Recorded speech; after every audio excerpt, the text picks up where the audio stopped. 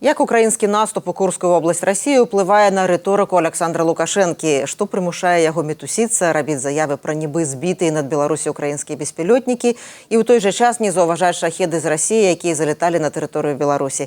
Наша тэма дня.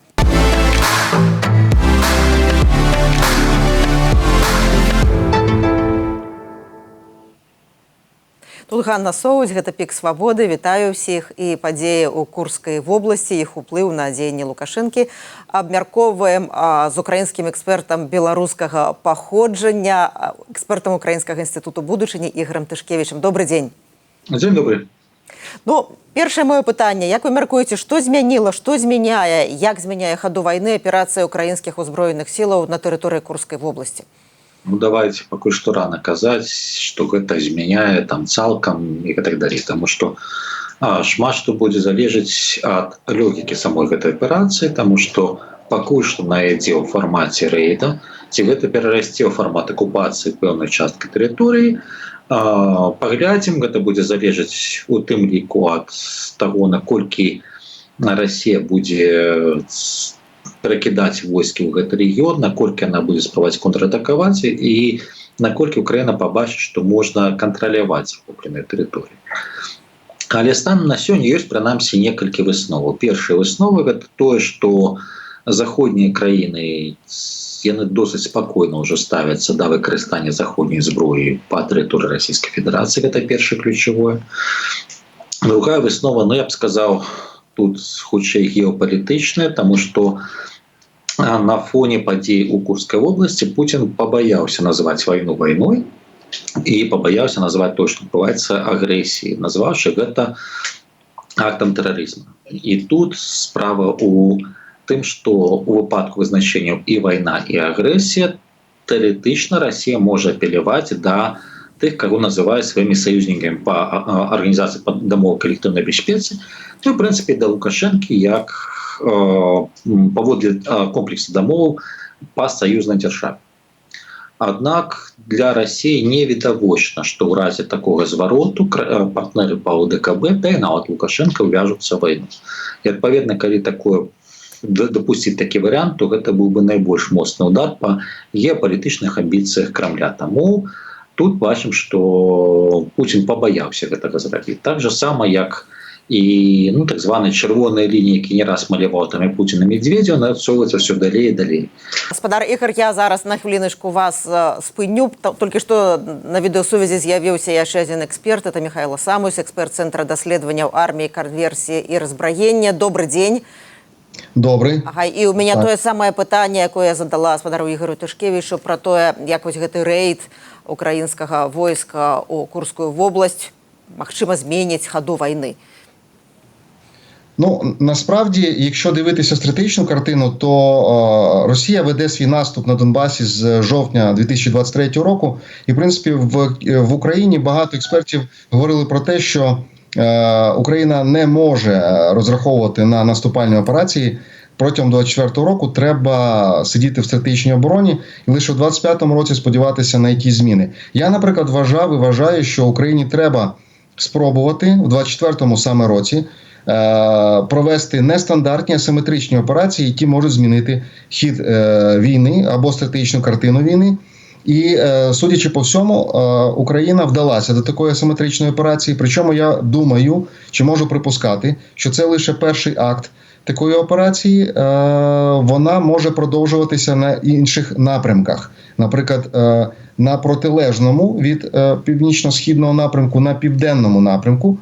Це може бути певні дії в напрямку Криму. Зараз ми не можемо деталізувати, як це буде, але організувати блокаду Криму теж можливо. Тобто це таке розхитування ситуації, витягування російської військової машини з Донбасу, бо вони зосередились на Донбасі, тому що це політичне питання, це політичне завдання Путіна – окупувати Донбас до кінця цього року. Тобто до виборів Сполучених Штатів Путін хотів би мати в кармані Донбас для того, щоб потім розмовляти з сильної позиції і з новим президентом Сполучених Штатів, і президентом Зеленським і почувати себе тією людиною, яка може диктувати взагалі умови цих переговорів. Тому зараз те, що відбувається в Курській області, це може бути початком саме оцих нестандартних асиметричних операцій, які якраз і призведуть до змін на фронті. Зараз росіяни, наскільки я можу зрозуміти, знову ухвалюють неправильне рішення з військової точки зору. Тобто вони керуються, звісно, політикою, тобто вони будуть максимально робити вигляд, що ситуація в Курській області – це всього-навсього якийсь невеликий рейд, який можна, в принципі, нейтралізувати невеликими силами.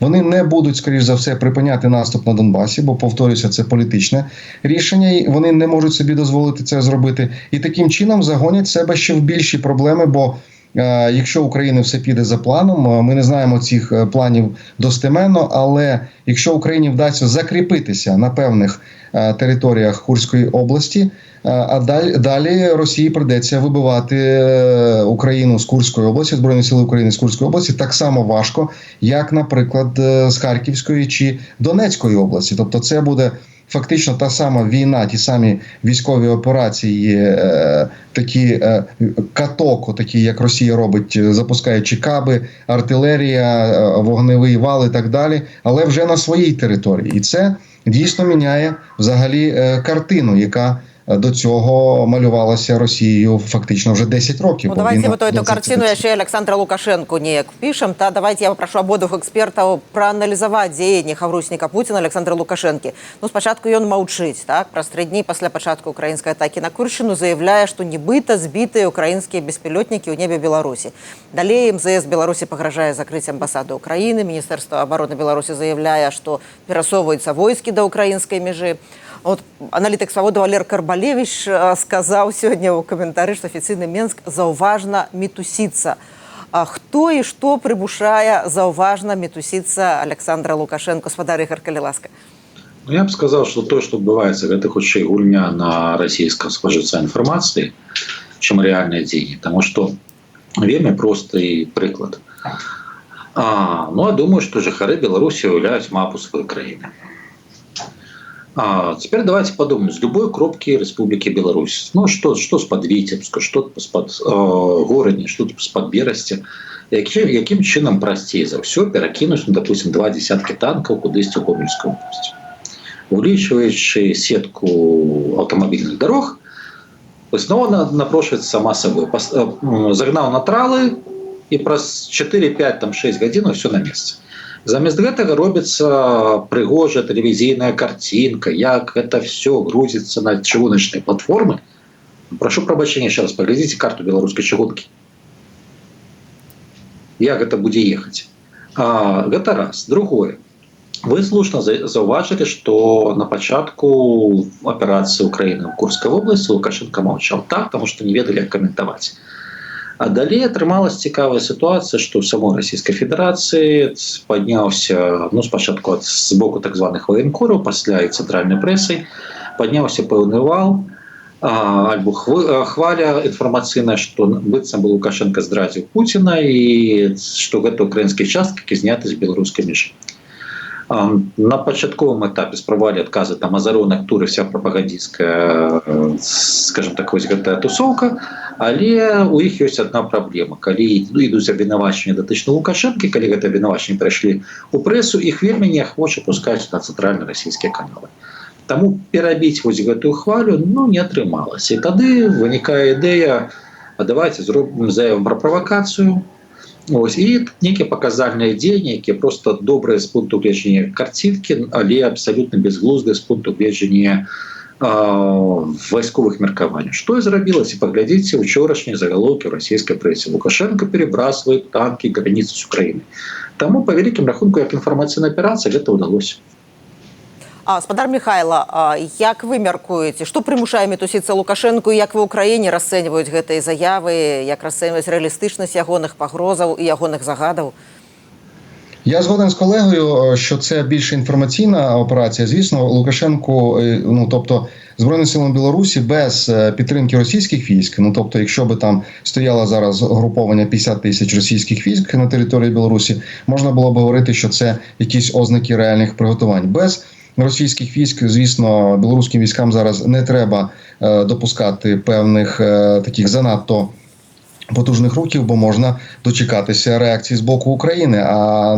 Я думаю, що все-таки Збройні сили Білорусі не готові зараз напряму стикатися з українськими силами, з оснащеними дронами, РЕБом і так далі. Тобто це трошки різні зараз збройні сили, які воюють в різних епохах.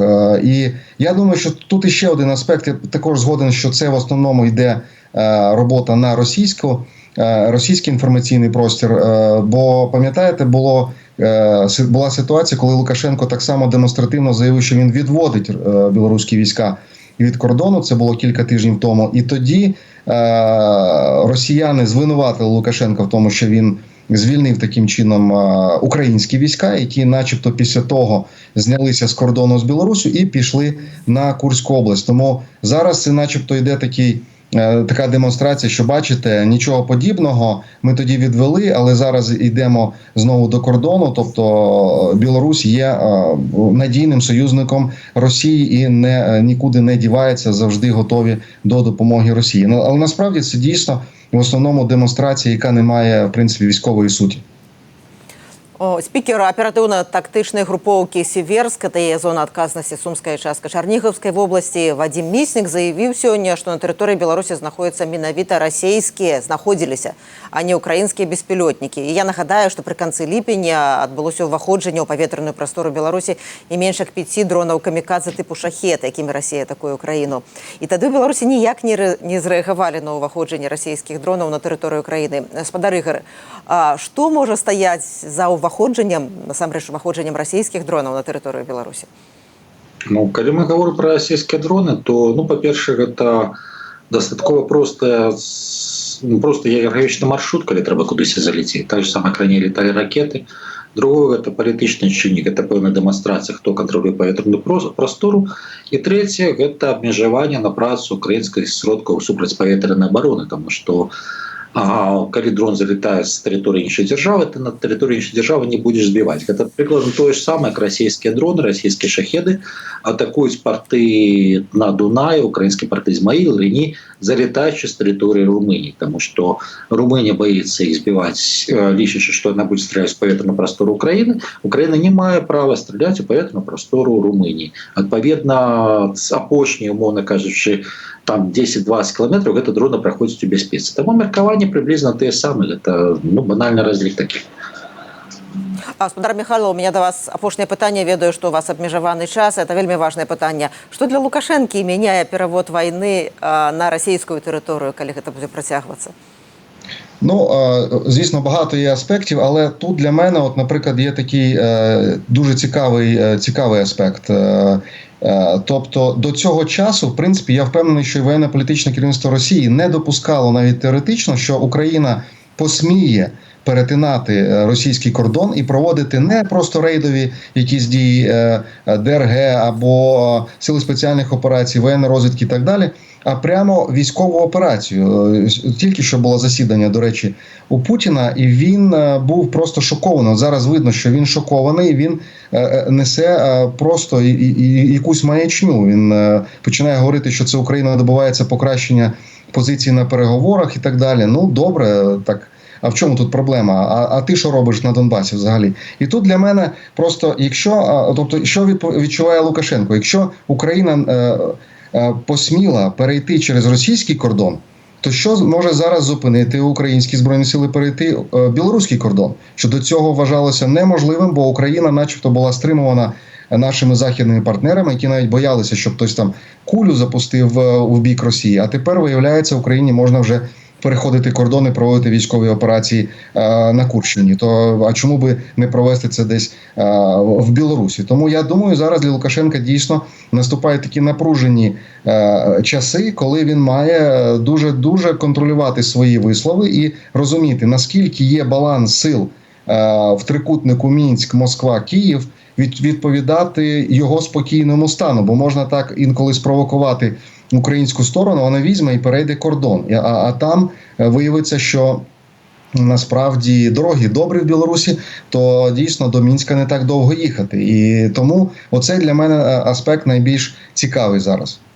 Гэта быў украінскі эксперт Михайла Самуся. Маё пытанне да Ігора Тышкевіча. Тое самае пытанне, як гаспадара Михайла. Наколькі гэтую пагрозу адчувае Лукашенко і прадугледжвае? В украінскім інфармацыйным полі ёсць две такія дастаткова моцныя плыні.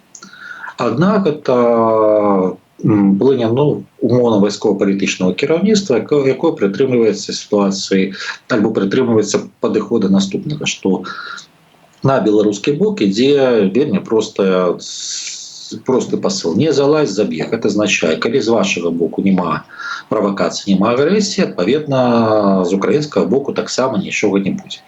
Ну і ёсць другая, назовем ее так, ура-патрыятычная частка, якая кажа пра вызвольныя паходы то на Москву, то на Мінск. Другая логіка, як на мою думку, на крышку, з пункту гледжання падыхода і падтрымкі сваёй маральнай праваты, магчыма, яна рэальна мае права на жыцця, з пункту гледжання рэалізацыі ёсць пэўныя пытанні.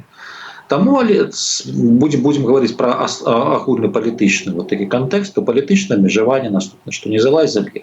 Але пытанне тут, чым я з панам Самусем згаджаюся, што раней гэта была хутчэй тэорыя, што будзе.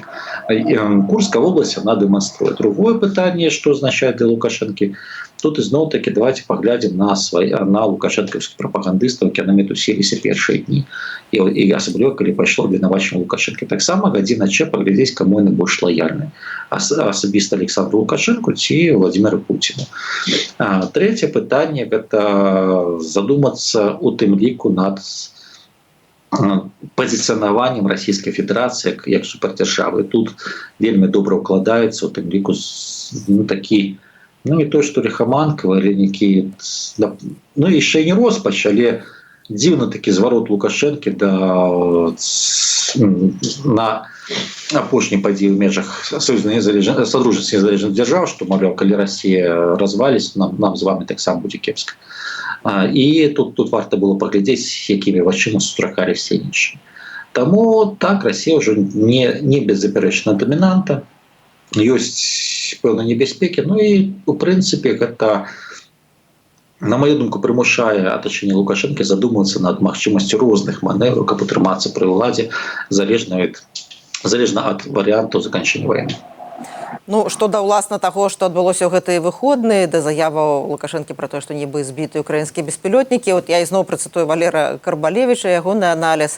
Ён лічыць, што рэакцыя афіцыйнага Мінску на сігнал ці штуршок з Масквы была даволі штучная. Ці вы згодныя з Валерам? Я не ведаю, што мне на ўвазе пад словом штучна, но я ўжо сказал, што гэта была інфармацыйная аперацыя на расійскім накірунку. Таму што меў паважаны аналітык пад словом штучна, я магчыма, не до конца разумею. Я так разумею, што маецца на ўвазе, што той загад ці штуршок з Масквы, які быў дадзены, не быў выкананы так уж актыўна і так уж з душой, вобразна кажучы. Вымушаны быў сказаць пра гэта і сказаў, але не надта там. Прадэманстравалі, што падобна. Я яшчэ хочу працытаваць спікера Дзяржаўнай памежнай службы Украіны Андрэя Дземчынкі. Ён заявіў, што выведка Мінабароны і памежнай сістэмы Украіны не фіксуюць руху сілаў тэхнікі на памежнай з Украінай тэрыторыі Беларусі. Вы таксама пра гэта гаварылі. Імавернасць удзелу беларускіх войскаў у вайне не ацэньваецца як вельмі высокая, але тым не менш у сувязі з апошнімі заявамі, як вы яе разглядаеце? Давайте паглядзім з пункту гледжання, калі можна ацэньваць, што будзе высока. Итак, берем стан беларускай арміі. По спису 60 с копейками тысяч. Войсковый персонал 40 с копейками. Разгорнуты бригады толькі силы спецыяльных аперацый. Вся рэшта гэта так званая кадрыраваная бригады. Гэта бригады, дзе абмежавана колькасць асабовага складу, яны разлічаны на разгортванне ў выпадку небяспекі вайсковай дзеяння, агрэсіі альбо падрыхтоўкі да вайны, калі агрэсарам будзе выступаць Беларусь. Адпаведна, першы ключавы прызнак – это спроба прызваць рэзервістаў. Прычым не па 3-6 тысяч, як звычайна, двойчы на год на зборы, а мінімум 15-20. Гэта дазваляе разгарнуць, прынамсі, 6-7 бригадаў. Калі гэтага няма, гэта азначае, што падрыхтоўкі да вайны няма. Прынамсі, з хуткай. Другое пытанне гэта, як не парадаксальна, беларускія медыкі. Хочу нагадаць, што беларускія медыкі ёсць вайсковазабавязаныя. І адпаведна ці адмяняюцца адпачынкі, ці прымушаюць адмяшчацца на працы медыкаў, у тым ліку цывільных лякарняў. Калі гэта так, то гэта азначае, што праз некалькі тыдняў або пару месяцаў можа штосьці пачацца. Трэцяе гэта праверка тых же самых аўтамабільнага складу або тэхнікі ў дзяржаўных арганізацыях. Тут і органы ўлады, і кампаніі, таму што таксама хочу нагадаць, што законам прадугледжваецца магчымасць выкарыстання часткай цывільнай тэхнікі вайскоўцамі. Калі ідзе вот такая інвентарызацыя, это таксама пэўная падрыхтоўка. Зараз усяго такіх азнакаў падрыхтоўкі да баявых дзеянняў недзе каля 7-8, я назваў толькі 3. Нават гэта 3 ключавых мы бачым, што нічога пакуль што няма. Калі будзе хаця б 2 з гэтых 3, тады можна хвалявацца ў перспектыве 2-3 месяцаў. Гэта найбольш абмеркаваная навіна апошніх дзён. Украінскі рэйд на тэрыторыю Курскай вобласці, які абмяркоўваюць у кожнай цырульні, так, і кожны чалавек, які там заглядае ў інтэрнэт. А вось у тым беларускім войску, боездольнасць якога не надта высокая паводле ацэнак экспертаў. Як вы мяркуеце, якія ў сувязі з гэтым маглі ісці размовы такія, якія не на тэлевізар? Я не ёсць вайсковаслужбоўцам дзейснай беларускай арміі, таму казаць знутры я не магу. Але беларускае войска тое ж самае беларускае грамадства, толькі інфармацыю іх крышку болей. Я магу сказаць, прынамсі па сваёй працы, тое, што бачу, што так, Беларусь она досыць актыўна вывучае досвед вайны в Украіне, пачынаюць з 14-15 года. Ось, і медыцыну, і все іншае, частка з гэтага, в прынцыпе, знаходзіць прымяненне, у тым ліку нейкіх узорах узбраення, чагосьці яшчэ частка арганізацыйных. Пытанне ў тым, што з гэтага ёсць паказуха, што з гэтага ёсць рэальным, гэта могуць паказаць только рэальнае прымяненне сілаў і сродкаў у рэальных ці баявых ці міратворчых місіях. Станом на сёння так пэўным чынам спрабуюць вучыцца. Казаць, што цалкам, скажем так, армія ніякая, я бы не казаў. Таму што тое ж самае ёсць пэўная частка альбо пэўная катэгорыя ўзбраенняў, якія досыць сучасныя, калі браць той ж самы беларускі ВПК. Тут просто якраз таки трагедыя беларускага ВПК ў тым, што сённяшняя вайна показала, што шмат якія напрацоўкі, якія з'яўляліся ў Беларусі 10-15 год таму, яны аказались перспектыўнымі. Але просто пытанне, што закасцянелае кіраўніцтва іх просто банальна не пабачыла. І у серыю запускаецца вельмі позна. Нават тыповейшы прыклад, што наземныя зарабатызаваныя комплексы выпрабоўваліся і прапаноўваліся на экспорт кампаніямі, калі не памыляюсь, 2012 года. Давайте узгадаем то же самое КБ беспилотные вертолеты, ранее это КБ Эндела, яку продавала на знешній рынке беспилотные вертолеты, хотя их можно было зрабіць для своих потребаў. Те ж самая система радыёэлектроннай барацьбы. Просто все гэта тут пытанне якасці сістэмы кіравання краіны або якасці менеджменту. І калі наверсе вось гэтай уладнай піраміды сядзяць з аднаго боку людзі, якія узгадваюць, як добра была пабудаваная сістэма БССР, а калі мы гаворым вайскоўцы, то для якіх прымяненне арміі гэта парад, то натуральна, што зусім іншая логіка, што навошта рызыкаваць вайскоўцам, калі можна зрабіць робота, яна не знаходзіла поўнай падтрымкі, так. Але гэта хутчэй трагедыя Беларусі, а з пункту гледжання падрыхтоўкі наяўнасці тэхнічных сродкаў я б не казаў, што беларуская армія такая адстала. Дзякуй вялікі, што знайшлі час і падзяліліся сваёй экспертызай у нашым штодзённым эфіры «Пік свабоды». Гэта быў эксперт Украінскага інстытуту будучыні Ігор Тышкевіч. Я, Ганна Соваць, развітваюся з вамі. Заставайцеся ў бяспецы і са свабодай.